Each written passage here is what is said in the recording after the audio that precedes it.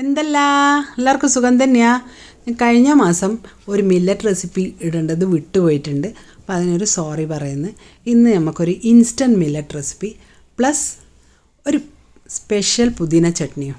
Super taste ആയിരിക്കും, നല്ലൊരു കോമ്പിനേഷനാണ്. അപ്പോൾ എന്തായാലും ഇതെല്ലാം പറഞ്ഞിരിക്കുന്ന സമയം കൊണ്ട് നമുക്ക് ഉണ്ടാക്കിയെടുക്കാൻ പറ്റുന്നതാണ്. അപ്പോൾ അത് എന്തായാലും എല്ലാവരും ഉണ്ടാക്കി നോക്കണം. തീർച്ചയായിട്ടും വയറ്റിനും നല്ലതാണ്. അപ്പോൾ അതാ എന്തല്ല ഇതിന് വേണ്ടതെന്ന് നമുക്കൊന്ന് നോക്കിയിട്ട് വരാം. അതിനായിട്ട് ഞാൻ ഒരു ബൗളെടുത്ത് വെച്ചിട്ടുണ്ട്. അതിലേക്ക് അരക്കപ്പ് റാഗി പൊടി ചേർത്ത് കൊടുത്തിട്ടുണ്ട്, അരക്കപ്പ് റവയും, ബോംബെ റവ. അപ്പോൾ അതിലേക്ക് ഒരു അരക്കപ്പ് തൈരാണ് എടുത്തിട്ടുള്ളത്. അരക്കപ്പ് തൈരും ചേർത്തിട്ട് ഒന്നങ്ങ് കലക്കി കൊടുക്കാം. കലക്കിയെടുത്തതിന് ശേഷം ഇനി നമുക്ക് ഇതിലേക്ക് ഒരു അരക്കപ്പും കൂടി വെള്ളം ചേർത്ത് കൊടുക്കാം. ഞാൻ അരക്കപ്പ് എന്ന് പറഞ്ഞാൽ ഈ തൈര് എടുത്തതിൽ തന്നെ എടുത്തതാണേ, അതുകൊണ്ടാണ് ഒരു കപ്പിൻ്റെ കപ്പാത്. അപ്പോൾ അതാ നല്ലോണം ഒന്ന് കലക്കിയെടുത്തതിന് ശേഷം ഒരു ആവശ്യത്തിന് ഉപ്പും ചേർത്തിട്ട് നമുക്കതൊന്ന് നല്ലോണം ഒന്ന് മിക്സ് ചെയ്തെടുക്കാം. എന്നിട്ട് ഇതൊന്ന് മൂടി വെച്ചിട്ട് ഒരു 10 മിനിറ്റ് ആകുമ്പോഴത്തേക്ക് അറിയാമല്ലോ, റവ കുറച്ച് നേരം കഴിയുമ്പോൾ നല്ലോണം വെള്ളമെല്ലാം വലിച്ചെടുത്ത് നല്ല ഇഡ്ഡലി മാവിൻ്റെ പരുവത്തിലാവും. അപ്പോൾ അതൊന്ന് മൂടി വെക്കാം.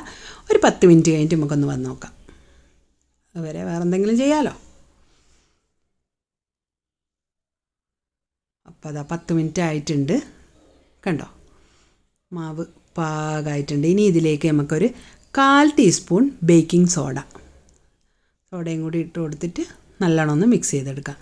അപ്പോൾ അത് മാവ് നല്ലോണം ഒന്ന് മിക്സായി വരുമ്പോഴത്തേക്ക് നല്ല ഇഡ്ഡലി മാവിൻ്റെ പരുവത്തിൽ ആയിട്ടുണ്ട്, കണ്ടോ. ഇനി നമുക്ക് ഇഡ്ഡലി തട്ടിൽ ഒഴിച്ചിട്ട് ഇതൊന്ന് വേവിച്ചെടുക്കേണ്ട പണിയേ ഉള്ളൂ. ഒന്ന് ഗ്രീസ് ചെയ്ത് കൊടുക്കാം. ആസ് യൂഷ്വൽ ഇഡ്ഡലി തട്ടിൽ മാവ് കോരി ഒഴിച്ചിട്ട്, ആ മാവ് കോരി ഒഴിക്കുന്ന സമയത്ത് തന്നെ അങ്ങ് വെള്ളം തിളക്കാൻ വെക്കണേ. വെള്ളം തിളച്ചതിന് ശേഷം മാത്രമേ ഇഡ്ഡലി അടുപ്പത്ത് വെക്കാൻ പാടുള്ളൂ. അപ്പോൾ വെള്ളം തിളച്ചിട്ടുണ്ട്, ഞാൻ അടുപ്പത്ത് വെച്ച് ഒരു 10 മിനിറ്റ് കഴിയുമ്പോഴത്തേക്ക് അത് വെന്തോളും. അത് വെന്ത് വന്നിട്ടുണ്ട്. അതൊരു ഭാഗത്ത് എടുത്ത് വെച്ചിട്ടുണ്ട്, തണിയാൻ വെച്ചിട്ടുണ്ട്. ഇനിയിപ്പോൾ ഒരു ചീനച്ചട്ടി അടുപ്പത്ത് വെച്ചിട്ടുണ്ട്, ചൂടാകുന്ന. അതിലേക്ക് 2 ടീസ്പൂൺ ഓയിൽ ഒഴിച്ച് കൊടുത്തിട്ടുണ്ട്. ഇനി നമ്മൾ ചേർത്ത് കൊടുക്കുന്നത് 1 ടീസ്പൂൺ ഉഴുന്ന് പരിപ്പും 1 ടീസ്പൂൺ കടലപ്പരിപ്പാണ്. നല്ലോണം ഒന്ന് മൊരിഞ്ഞ് വരട്ടെ. അപ്പോഴത്തേക്ക് നമുക്ക് ഇതിലേക്ക് വേണ്ട ബാക്കിയുള്ള ഇൻഗ്രീഡിയൻസ് എല്ലാം ഒന്ന് റെഡിയാക്കി വെക്കാം. അപ്പോൾ അതാ ഒരു വലിയ ഉള്ളി നീളത്തിലരിഞ്ഞതാണേ, എങ്ങനെ വേണമെങ്കിലും അരിയാം, കുഴപ്പമൊന്നുമില്ല. നമുക്ക് ഇത് അരക്കുന്നതല്ലേ. അപ്പോൾ ഒരു ഗ്ലാസ് പരുവാണ് ഇതിൽ കിടന്നിട്ട്, അത്രയേ ഉള്ളൂ. അപ്പോൾ ഈ സമയത്ത് നമുക്കിതിലേക്ക് 3 പച്ചമുളകും ഒരു 4-5 വെളുത്തുള്ളിയും 1 ഇഞ്ച് കഷ്ണം ഇഞ്ചി കൊത്തി മുറിച്ചിട്ട് അതും കൂടി ഇട്ട് കൊടുക്കാം. എന്നിട്ട് ഒന്ന് വാടിയാൽ മതി കേട്ടോ. അധികം നേരം വാടി അങ്ങ് ബ്രൗൺ കളറൊന്നും ആവണ്ട. ഒന്ന് കറക്റ്റ്. ഈ സമയത്ത് 2 കൈപ്പിടി പുതിന ഇല, അതും കൂടി ഫ്രഷ് പുതിന ഇലയും കൂടി ഇട്ടിട്ട് ഒന്ന് നല്ലോണം ആ ഇല ഒന്ന് വാടി വരണം. നമുക്കൊന്ന് നല്ലോണം ഒന്ന് ഇളക്കി വാട്ടിയെടുക്കാം. പെട്ടെന്ന് വാടിക്കോളും, വയറ്റിന് നല്ലതാണ്. എന്തായാലും ഇത് എല്ലാവരും ഒന്ന് ഉണ്ടാക്കി നോക്കണേ. നല്ല ടേസ്റ്റുമാണ്, വയറ്റിനും നല്ലതാണ്. കണ്ടോ നല്ല വാടി വന്നിട്ടുണ്ട്. ഇനി നമുക്ക് സ്റ്റൗ ഓഫ് ചെയ്തതിന് ശേഷം ഇതൊന്ന് തണുത്തിട്ട് വേണം നമുക്കൊന്ന് അരച്ചെടുക്കാൻ. അപ്പോൾ അതിൻ്റെ മുന്നേ സ്റ്റൗ ഓഫ് ചെയ്തതിന് ശേഷം ഒരു 1/4 കപ്പ് തേങ്ങ, ഞാൻ ചിരകിയതില്ലാത്തതുകൊണ്ടാണ് മുറിച്ചിട്ട് ഇട്ട് കൊടുത്തത്. അപ്പോൾ അത് നിങ്ങൾ ചിരകിയതുണ്ടെങ്കിൽ ഒരു 1/4 കപ്പ് അളന്നിട്ട് അങ്ങ് ഇട്ട് കൊടുത്താൽ മതി. ഇനി ഇതെല്ലാം കൂടി തണുത്തിട്ടുണ്ട്, മിക്സി ജാറിലിട്ടിട്ട് നമുക്കൊന്ന് അരച്ചെടുക്കാം. ഇനി ഇതിലേക്ക് 2 ടീസ്പൂൺ പൊട്ടുകടലയാണ് ഞാൻ ചേർക്കുന്നത്. നിങ്ങൾക്ക് വേണമെങ്കിൽ 1-2 ടേബിൾ സ്പൂൺ തന്നെ ചേർക്കാം കേട്ടോ. അപ്പോൾ ക്വാണ്ടിറ്റി കൂടും, മുളക് അതിനനുസരിച്ച് ചേർത്ത് കൊടുത്താൽ മതി.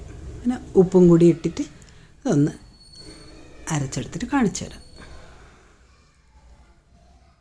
കണ്ടോ ഒന്ന് അരച്ചിട്ടുണ്ട്. ഇനി ആവശ്യത്തിന് വെള്ളം ഒഴിച്ചിട്ട് ഒന്ന് നല്ലോണം ഒന്ന് അരച്ചെടുക്കുക. വലിയ പേസ്റ്റൊന്നും ആവണ്ട, എന്നാലും ഒന്ന് അരച്ചിട്ട് കാണിച്ചു തരാം. ഇതാ നോക്ക്, ഇതന്നെ ഇത്രയേ ഉള്ളൂ. ഈ ചട്നി വേണമെങ്കിൽ താളിക്കാം. ഞാനിപ്പോൾ താളിക്കുന്നൊന്നുമില്ല കേട്ടോ.